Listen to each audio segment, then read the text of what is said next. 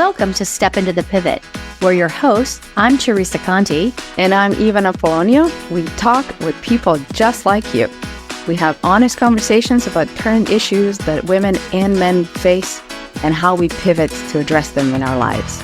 This podcast is your companion as you step into a workout or take some time for yourself. Hello, everybody, and welcome to Step Into the Pivot. I'm your host, Teresa Conti. And I'm Ivana Polonio, and we are here today with our guest, Andrea and Nitta. So happy to have you here with us, Andrea. I am really feeling so warm and excited about this. You are a beloved friend, and that is the first thing I want to say about you. You were a friend and showed up in my life in an atmosphere and an attitude of friendship and understanding. The very first time I met you, we met in the retirement services industry. And I think over the last, 10 plus years of knowing each other, we've tested out every possible dynamic. I was your client, you were my client. We were both providers to other people. Service is a big word that we were involved with all those years.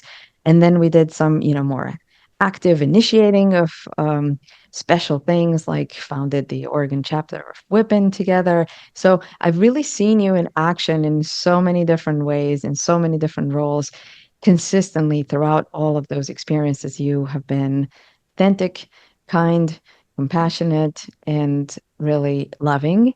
So welcome to this conversation where we'll talk about your pivot and lessons learned. Yes. And so just a brief bio for Andrea. So she spent about 25 years in the retirement industry, fell into it by accident, like most of us do. That's what truly happens. Ivana mentioned she's been active in WIPN, first as a chapter co-chair, now as a regional leader. She's from Portland, Oregon, is married and has 3 kids. So let's just hop right into our conversation. And a puppy, Teresa. Oh, and a puppy. Yeah. I forgot about the puppy. Well, he's 11 now, but kind of acts like a puppy still. So, yeah, thank you. Thank you both. It's lovely to be with you both. It's a great thing you're doing here. And I know you're going to have lots of great conversations with each other and future guests and such. So I appreciate being here. For sure. Thank you for saying yes. And thank you for planning this with us and organizing and getting on the schedule. And that's one of your attributes. You do. You like to be on top of things and get things, booked. And you've held me accountable over the years to, when are we doing this? Let's book it. If we don't book it, it's not happening. And I know that in that regard, you both lead your life, you lead people in your life, and you plan and you stay ahead. So that applies to, your work and how you approach your responsibilities across the board, but also your health and wellness. So being your friend, I know that you were really staying on top of, annual checkups and eating well and moving and really just doing that with laughter and levity, but with some seriousness too. And then I know you had a shocker. Yeah, it was a bit of a shocker. It was August of 2022. Good old routine mammogram, in and out in 30, 40 minutes or whatever it takes. And then a phone call later that day requesting that I come back. And so it's hard not to kind of immediately go to the negative place of, oh gosh, what can this be? Didn't mean that's what it was, but unfortunately that didn't turn out what it was to be, a diagnosis with breast cancer that summer. And to your point, it was very much a shock. It was, and then, just starting all the steps of kind of what's next and entering a little bit of the great unknown, because it was all new and different and uncharted waters for what we were learning. So, it was a shock is a good way to summarize it. Yeah. And I think part of the lesson there, though, is that you were aware, right, had that regular mammogram, because you think about that and how that may not have had the same result if you hadn't done that. So I think that's such an important message as well. So let's talk a little about your resistance to getting help, right? Like we all feel that because I was in the same, I told my story and same sort of thing. Like, why were you resistant to people helping you? And then I think ultimately you did allow it, but talk a little about that if you would, Andrea. Yeah, sure. I think yeah, resistance is probably an accurate word. It was maybe a little bit too of being overwhelmed because you kind of gingerly start telling people, depending on the circumstances and what might be on the calendar, that sort of thing, things that had to change. I had to cancel a trip with friends, things like that. So people obviously are super generous, and feel that right away. But it, like I said, it can be a little bit overwhelming. And I think as a family unit, it was well, let me say first that they offer help, but I didn't really know what I needed because it was all so new. And so, I didn't need anyone to do my laundry necessarily, or like things that you kind of think of, but it was still, again, kind of like just learning of even the health specifics, then the follow-up at home, like you just don't really know. So one thing that kind of surfaced early on was the opportunity for a meal train. And my husband was resistant to that. I'm fortunate that he's the master chef in our house, and I don't have to worry about that too often. So it was very much like, oh, no, I can take care of that. That's no problem, because, he felt like he could do it already. But then, after a few discussions, it was like, well, this feels like an easy way to let people in. Because people do want to help. And so then being able to say, yes, I'll take your help in this way, but I need it to look like this, for example.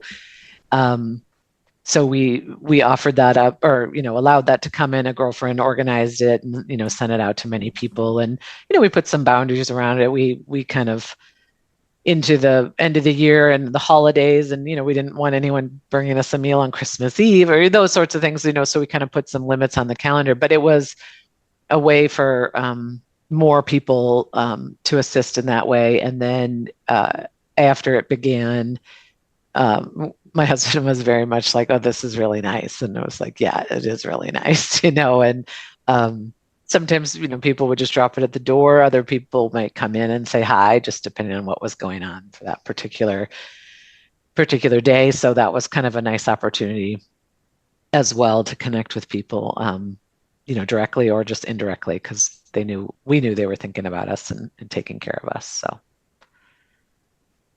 Yeah. So going back though, so talking to people about the meal train and asking for help, all of that came after you shared the information because, yeah, after receiving the news yourself. I sometimes talk about this as being like buckled over, when we get the difficult news, the, 40-pound bag of lemons thrown at you by life out of nowhere, kind of sideways, then, you're hit by it. I saw you pick yourself up from that so graciously. And then as you then had to, for logistical reasons, share the news with people in your life and sort of, continue that shock, be actually the initiator of it. I saw you do that very, very, stably, and again, demonstrating how much you cared about other people. So for me personally, like, you set the stage and the space for us to have the conversation. You didn't tell me over the phone. You invited me over. It wasn't just us. It was intimate. And so, thoughtful, but very heart-centered. It's not like you had a script and that were following. You were making it up as you went along, but you were so yeah. considerate. Tell us some more about telling people and what that was like, your family maybe in particular. Yeah, sure. Yeah, sure. Thank you. I did probably put some thought into consideration into that, certainly based on who was hearing it, and certain, relationships. So specific to the kids, my youngest, she kind of figured it out because Greg, my husband, came with me to an appointment, and I think she was like, "Why is he going with you? Like, that doesn't make sense. That's not normal, So she, we kind of had to maybe overshare at the start sooner than we'd hoped with her. And then, let's see, my oldest was well, no, it was in the summer. So everyone was around. So then we did kind of formally wait until we got the official diagnosis, and then collected the kids together and let them know. And, that was all just very matter of fact. It was, this is what's happening. This is what's on the horizon. We didn't certainly know everything then. And, as very typical of any health journey, it pivoted, I'll say, or bent a bit along the road. And so, more was kind of thrown at us later. But specific to my parents, we waited because we didn't feel like we knew enough. And instead of being peppered with many questions that we couldn't answer, we just gave that time and then didn't share until I had my first surgery scheduled. Because then it just felt a little bit more solid, I guess, as far as delivering, a scary message, but then backing it up with, well, we've already got the plan and this is what's happening, kind of knowing what's next. Specific to my folks, my brother, I did tell him on the phone in advance, and then he purposefully was at their house when I told them over the phone because I don't live near my parents. And so that was a nice cushion, if you will, to allow them to process it with him and, in person, in real time after delivering the news. So that worked out. And they were, gosh, excuse me for getting a little emotional. They were very appreciative of that because I wasn't there. But then he was, to, again, like I said, process it and talk it through. And then, just be on the journey with me. So. For sure. And then as far as friends go, well, friends and coworkers is probably a little bit of a mix. I think I mentioned already just kind of what was on the calendar, who I was going to see, was not in a position or interested in blasting it on social media, that sort of thing. It was kind of a little bit more of a needs to know. But then as those opportunities came up, it was very much over the phone and not necessarily a text message or in person. Where I could. I had one girlfriend that I invited to visit at Starbucks, and our daughters had an activity together at the time, and she was like, "Oh, please don't tell me she's not continuing." And I was like, "No, a little bit different," So, tried to keep it as light as possible in that way. So, but yeah, it's big news. But I knew the support would come, fast and furious, and that was the case. Awesome. So one of the things you mentioned that I didn't really talk about when I talked about my journey, but you talked about the overwhelming piece of that, right? Like, and then I heard you say that your husband went with you to appointments and stuff like that. And I had that same experience because it really is a very overwhelming time. It really is. You have all this stuff going on. And, and I know I talked with you about this a little, Andrea, when I think you told me not too long after you found out, and you didn't know my story. But I think part of my conversation with you is it's your journey. Like you have to, and I talked about that when I talked about mine, as well, right? Everybody's is their own journey and you have to have comfort, but knowing that there's others there is really just such a nice piece of that. So, any thoughts about that? That was a nice connection in that that was one of those kind of real time. We saw each other at an event, and I think my surgery was maybe a week or two after that. That was going to be my last work related trip. And, it was a little, like I said, need to know kind of circumstance and who I was going to share, who I wasn't. And I don't certainly remember the specifics on how I mentioned it to you. But then you, shared your experience, and it was this kind of immediate sisterhood, on top of already a lovely relationship. So just those connections and knowing that you're not alone.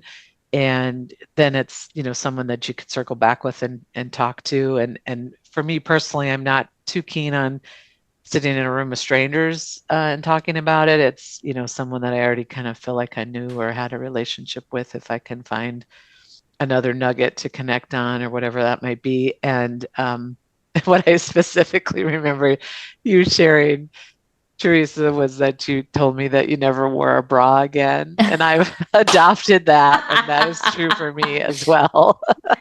I like So, if you have to go through that, you get that luxury. yeah, so it's funny. So, you are one of, I would say, just a handful of women that you know, um, I guess had that immediate connection or this, unfortunate journey or similar journey with. And I feel like I took a nugget or two from each of those women, and it stuck with me along the way and helped, likely more than I know. So thank you. Yeah. And, now you are in a position where you're supporting others. I've seen you do that. And I just want to, presence here, this, what you just did in front of us. I mean, there's a pivot like happening immediately. You're letting your emotions come out. And I was right there with you, shedding a tear in sync. Because it was really, really hard to feel the helplessness when you told me, and I felt like there was nothing I could do. The very first thing I wanted to do was to look for things to do. What can I do? And it's both. Obviously, there are things that we can do for each other to, help practically, but also being okay with that, the helplessness over some of the, that moment when you're telling me the most I can do in that moment is just be with you and be with what's coming up. And I know that you've now recently had another pivot in your family, with your mom's health. So now kind of, I wouldn't call this at all tables turned, but just these conversations continue, but you are then in a role where you can provide some guidance from your experience. You open to Yeah, sharing that's about been, that? yeah, no, I'm happy to share. And that's been quite nice. And, I kind of wonder, if I hadn't had my journey, would I be as open and honest with her, or would I be more emotional? Had I not just kind of gone through, not the same thing, but from a health perspective, just something. And so, I tried to put some boundaries around um, when I communicated with people. So, I always knew that I felt fresher in the morning. So I would return emails, phone calls, or texts like in the morning, but I really didn't in the afternoon. And I just knew that I was more tired and later in the day, and just chose not to then engage. And it was like, well, that can all just wait till the next day or later. Um, so it's something as simple as that. You're trying to suggest to your 80-year-old mother that she should do the same, and it's okay to say no.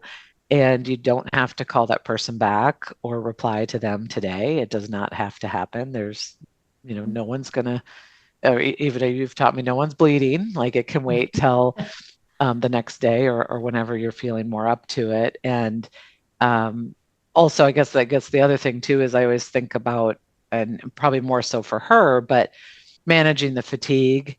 And if you're feeling tired, nobody's there to tell you you can't sit down on the couch and take a nap, close your eyes, rest, whatever it might be. Like, don't fight the nap, just take the nap. You're going to be better for it. And we all know we're better when we're not hungry and not tired. So I think I've tried to say that to her, or I have said that to her several times over these past months, to just, watch yourself and monitor that a bit. So and then also at the same time, my dad in a caretaker position for her, watching himself too, but then also those gentle reminders to her, which aren't always welcome, but important too. So. Well, Andrea, we're really happy you joined us today. So, one last question that we're going to ask all of our guests. So, how was this pivot a step forward for you? Yeah, that's a big one. I think it probably turned out to be more of a focus on myself and putting myself first more often than I have in the past. Um, Similar to, managing your hunger, your tiredness, those sorts of things where I might have brushed them off in the past, and have a different I'm more keenly aware of those things and then give them attention. Or all related, getting the walk in, getting the nap in, or seeing a friend, if that's going to lift my spirits, like prioritizing those things have probably been a real maybe eye-opening experience as I look back. So it's and then I think we touched on this a little bit earlier too, but then how can I, just like you shared with me, Teresa, your news, and it did lift me up in a way that, in the moment I didn't think about, but I can look back on how can I do that for others then. So, maybe through this lovely podcast you two have started, there's an opportunity for me to connect to someone in our industry and just visit with them for 30 minutes and see how I can help in that regard. And just, back to what we kind of said, like, you're not alone through any of this. And sometimes those little doors open in interesting ways. Thank you so much for walking through the door that we opened and coming here into the space with us to talk about your experience so beautifully. We're deeply, deeply grateful. And we are signing off now, but we'll continue the conversations and would love to have you come back on at some point in the future. Yeah, sounds you. good. Thank you Yeah. both. Thank you. And thanks to everybody for joining us for this episode of Step Into the Pivot. Thank you so much for joining us on this episode of Step Into the Pivot. We hope you found inspiration and valuable insights from our conversation. Remember, life is a series of pivots, and it's in those moments of change that we truly grow. If you enjoyed today's episode and want to stay connected, make sure to check out our websites. You'll find additional resources, behind-the-scenes content, and more details about our incredible guests. We love hearing from listeners, so reach out with your thoughts, questions, or your own pivot stories. To keep the conversation going, be sure to follow us on social media. We're on LinkedIn and Instagram, where we share updates, quotes, and engage with our amazing community. If you haven't already, please subscribe, rate, and leave a review. Your feedback makes a difference, and it helps us bring you meaningful conversations. We're signing off, reminding you that every pivot is a step forward. Take care, and we'll catch you on the next episode of Step Into the Pivot.